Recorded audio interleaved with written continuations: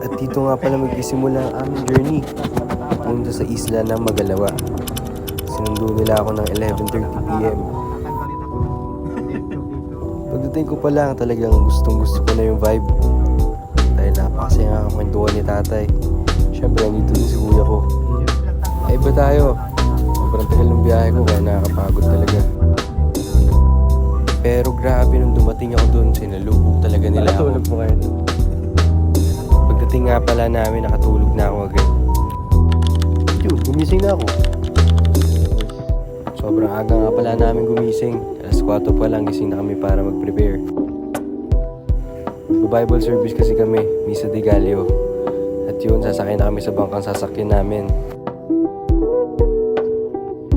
Siyempre dahil di tayo sanay sa bangka, ninibago tayo. Medyo kinakabahan tayo bumaba. At nag-umpisa na kami bumiyahe. Yun na.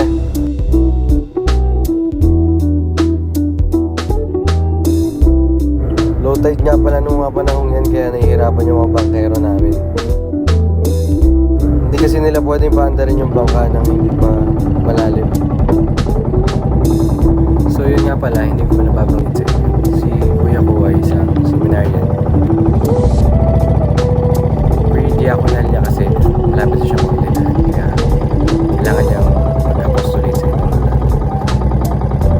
At least kung sino man nakakapanood dito, hindi kami na kahit simpleng dasal lang para sa mga nagpapari natin. Para sa ganun, matulungan din natin sila spiritually. At ayun na nga, nakarating na kami sa barangay ng Magalawa.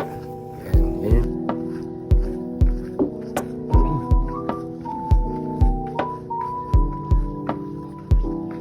Ito nga pala yung chapel nila, ang San Roque Chapel. Yeah.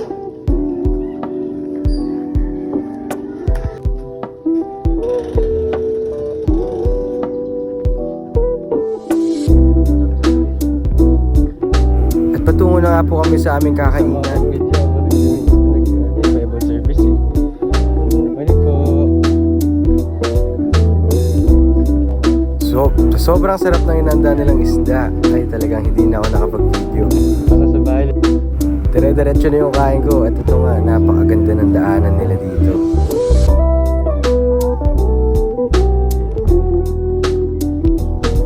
Medyo iniisip ko lang kung paano nila naidala yung tricycle dito. Kasi nga isla ito. Napakalinis ng daanan. Napakaganda ng sand. Pati yung daanan nila dito, white sand.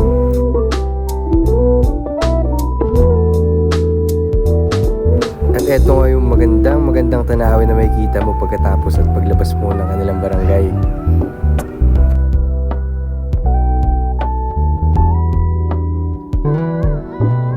Pagkatapos namin kausapin yung sa barangay, ayun, palis na kami. Hindi nga namin maiwasan mabasa yung aming pantalon. Malit lang na bangka yung gagamitin namin. Tapos yun, bumiyahe na kami. Kaya pala, 15 minutes ang biyahe namin dito. At yun si kuya, napakasayang kasama. Makwento, napaka-welcome nila dito sa kanilang barangay. Punta nga pala kami sa Barangay Luan kung saan kami tumutuloy. At yun nga, nakakapagod talaga ang biyahe namin. Pero okay lang. Nakarating na kami sa Barangay Luan. Pumabati-bati na nga pala si kuya sa mga tao dito. Yun, nakakatuwa lang kahit marami tayong bitbitin.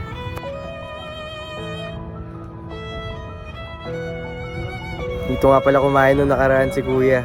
Wala pa kasi ako nun eh. Pero sobrang sarap doon ng kinain nilang isda. Pagdating namin sa Barangay Luan, agad kami sinalubong ng mga bata. At yun na nga, nakilala agad si kuya ng mga bata. Isimula na nga pala ang aming Bible service nang tinuro ni kuya yung BBF. As usual, di naman nakapag-video.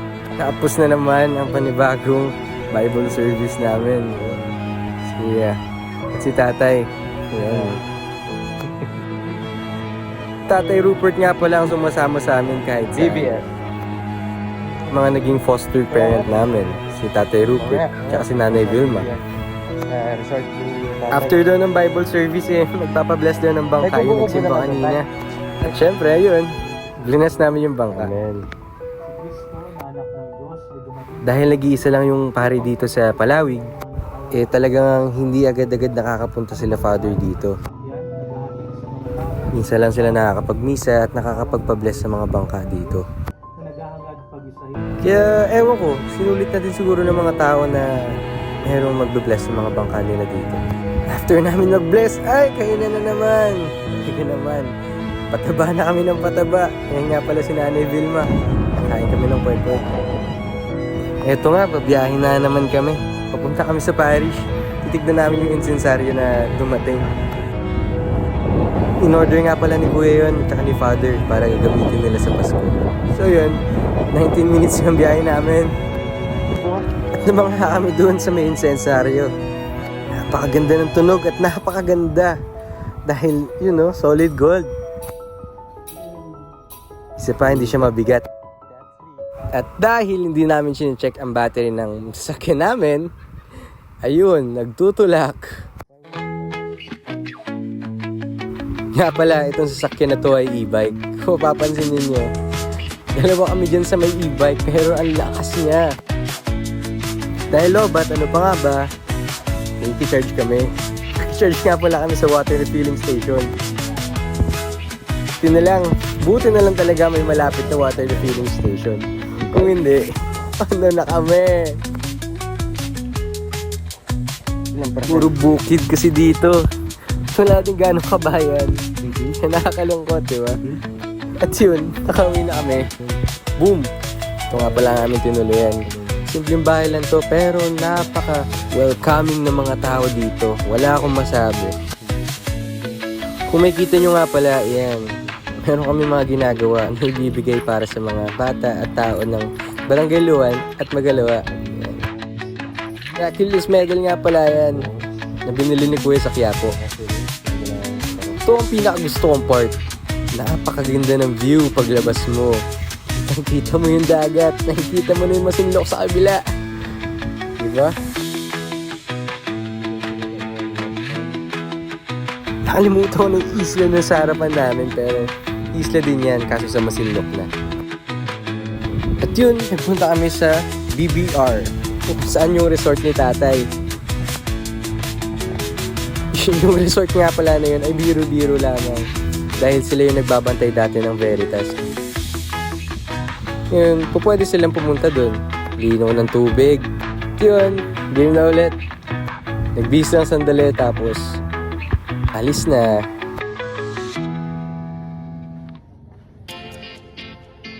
Inantay na nga pala kami ng bangka. Hindi na kami nakatulog kahit konting siesta lang. Kapagod, pero masaya. At yun, video na naman. Hindi ko talaga alam kung magkamukha kami. Pero mas pogi daw siya. Punta na ulit kami ng Magalawa. Yun, medyo mainit. Pero okay lang yan. Basta para kay Lord, gagawin natin lahat. Nakikita nyo nga pala, yan yung resort dun sa Magalawa. Yan yung pinag-i-stayan ng mga tao.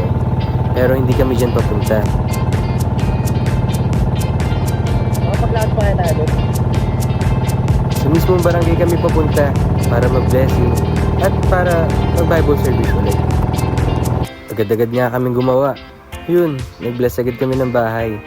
Yun yung unang bahay.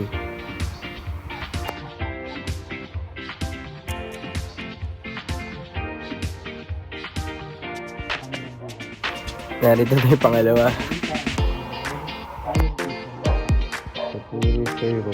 At syempre hindi mawawala yung bangka. Nag-bless na naman kami ng bangka. At yan ulit, iba ulit yan. Kung alam nyo lang. Pagod na kami na, pero okay lang. Hindi pa natatapos dyan, napakarami namin i-bless. Panibagong bangka ulit. Talaga namang sinulit ang pagdating namin dito. Every time nga na magbe-bless kami, pinapakain kami. Napakasarap ng pinapakain sa amin. Pinakain ba naman kami ng Julianong pusit? Talagang sobrang busog namin. Bawat bangka may pagkain. At hindi kami naubusan ng soft drinks. Ay, naku naman.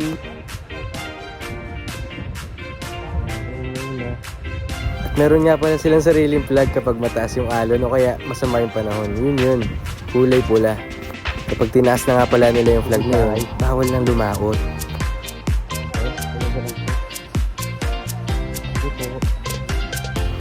Susunod na bahay, kung saan kami pinakain ng napakasarap na bilo-bilo. Siyempre, di mawawala mga fur babies. Yan nga pala yung aso blinas namin at saka yung pusa. Natapos na nga pala ang aming pagbe-bless. Tapos na rin nga pala kami mag-Bible service na ito. Binibigyan na namin sila nung ginawa namin. Bawat isang tao binibigyan namin. Nakikita mo naman na masaya sila. Ayun, alas 7 namin natapos. Napakataas na nga pala ng tubig niyan at napakadilim na.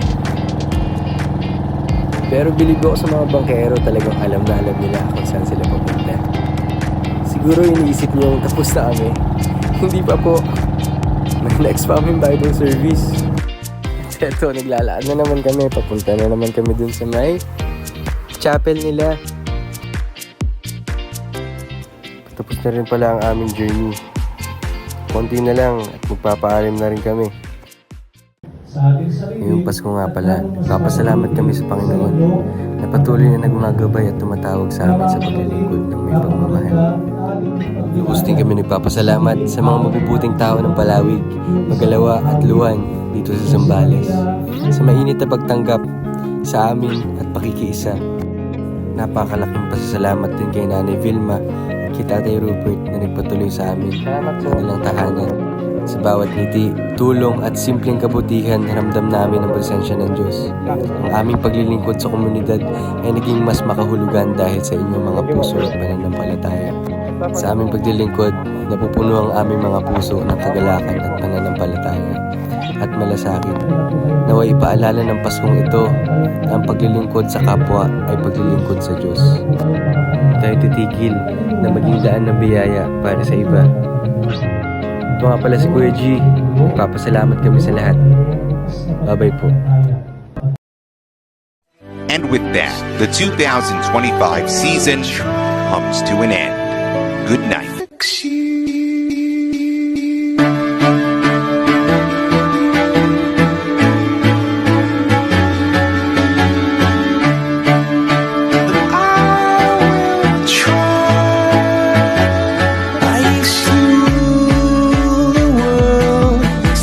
Rise when I gave